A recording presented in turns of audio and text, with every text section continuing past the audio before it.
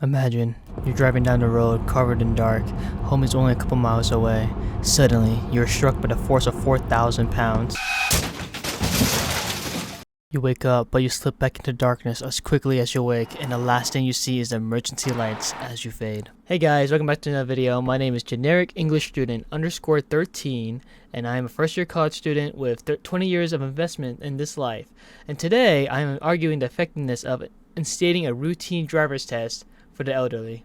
You may be wondering what credentials I have for tackling this problem, and I can eagerly say none. That is what I would say if you were to discount the fact that I have researched this topic for the last 2 to 3 weeks, been driving for 5 years. I live in Wichita, which is ranked 18th out of 19,495 of cities with the worst drivers by Forbes, and I've witnessed many car accidents and poor driving behavior. For example, here's a picture of a car crash on Cadillac Rocket Road, posted by Chan Win on a Facebook group called Wichita Bad Drivers 2.0. Surely there's no other examples I can give.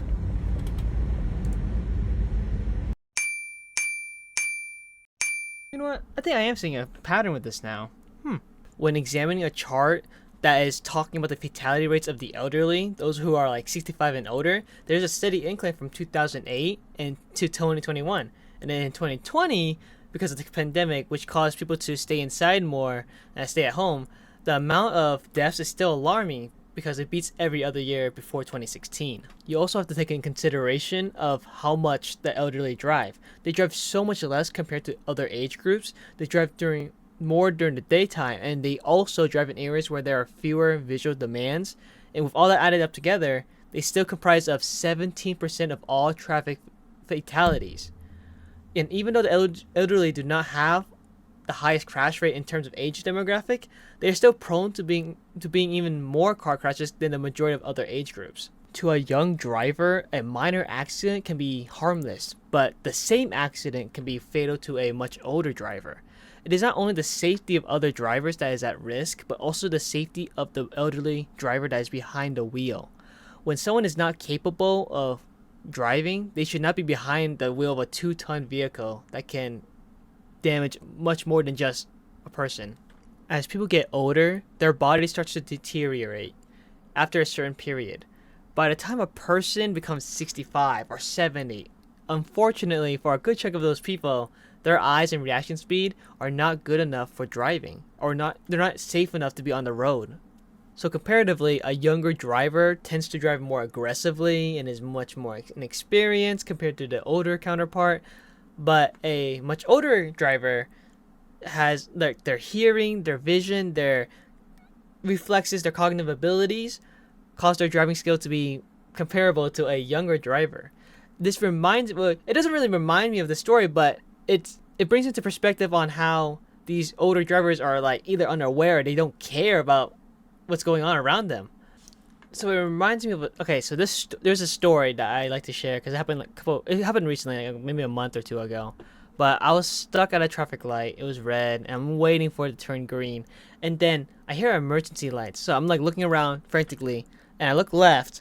I see a gigantic blaring fire truck coming down the road, and it's coming up, and the traffic light turns green. Now, obviously, by the time it turns green, the fire truck is much more closer, and it's like probably like 10 feet from the traffic. And so, obviously, I'm not gonna move. I don't want to get squished. I don't want to, get in harm's way. But to my surprise, on the opposite side was a little sedan coming in, and they start to drive. And obviously, they're on the much closer side to the fire truck, but they weren't aware of what was happening. And so, as the fire truck was coming, they move and they're like super close to being hit, but the fire truck stopped in time, just right before they got hit. And as they're going, the little car just keeps going, no worries. And as I look left to see who the driver was, because I'm curious. To my shock, it was well, maybe not to my shock, but it was a 60, 70-year-old woman, white hair. She was driving forward, eyes straight. There was no awareness. There was no care in the world for this fire truck. Either she didn't care it was coming down, or she was unaware. No matter your perspective on this, she has not earned the right to drive a vehicle that can do so much.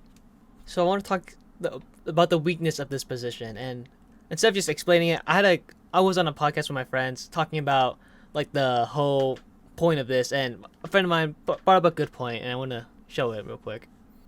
You do know that teenagers are the most dangerous drivers, right? I mean, I did some studying like right before this podcast, but I kept seeing that teenagers in the age demographic had the highest crash rate.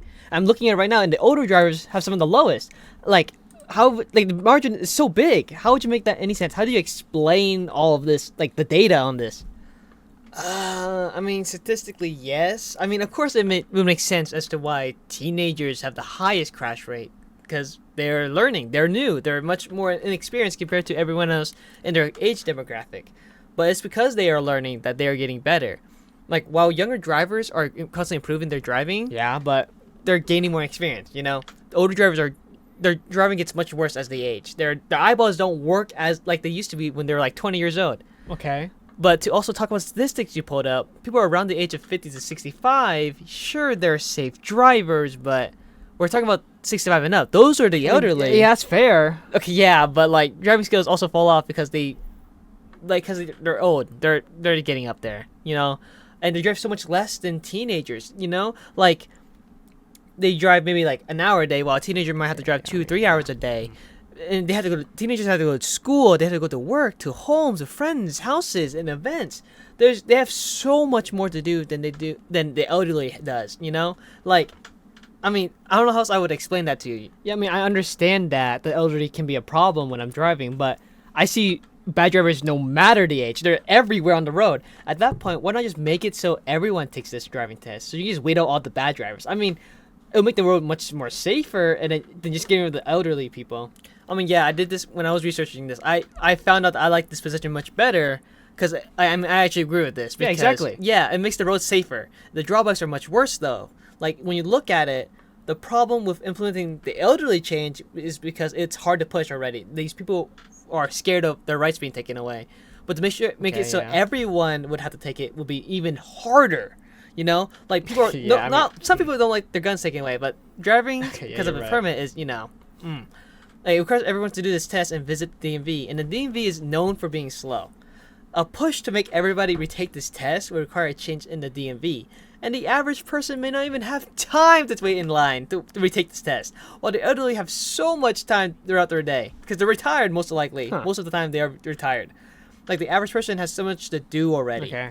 Yeah, that's fair. Like, yeah, that it would have to be a hard time to find time to go visit the DMV and wait in a long line. There aren't even enough employees to manage all those people now.